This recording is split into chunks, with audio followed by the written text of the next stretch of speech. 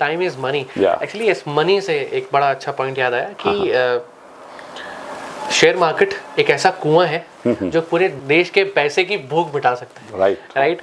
सो आप एक बहुत बड़ी डोमेन को भी सर्व करते हैं जो कि है एडवांस इन्वेस्टमेंट्स।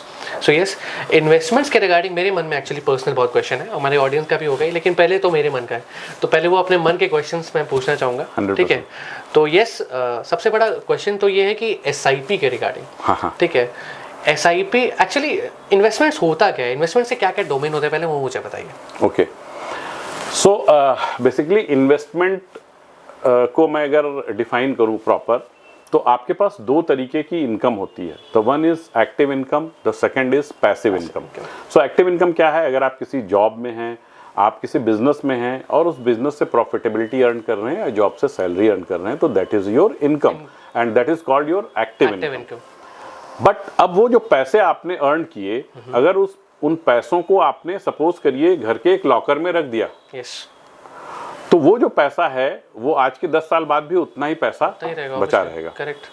बट अगर आपने उस पैसे को काम पे लगा दिया कि चलो भाई तुम भी काम पे लग जाओ और पैसे अर्न करो, तो that is basically called investment. कि उन पैसों को आपने कहीं ऐसी जगह लगाया जहां से कि वो और पैसा बना सकें, तो ये तो इन्वेस्टमेंट हो गया।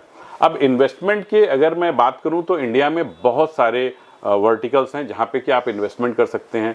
बैंक में FDs कर सकते हैं आप, बॉन्ड्स, गवर्नमेंट बॉन्ड्स आते हैं वहां पे इन्वेस्ट कर सकते हैं। म्यूचुअल फंड SIP के थ्रू आप इन्वेस्टमेंट कर सकते हैं, जो कि मार्केट में, शेयर मार्केट में इन्वेस्टमेंट होता है। डायरेक्टली आप स्टॉक्स में इन्वेस्ट कर सकते हैं, जो कि शेयर मार्केट बोला जाता है।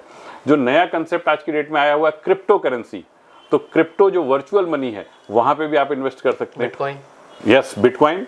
सो इस तरह के लॉट ऑफ रिसोर्सेज हैं जहां पे कि आप अपने इन्वेस्टमेंट का पोर्टफोलियो बना सकते हैं। Think investment, think advance investment.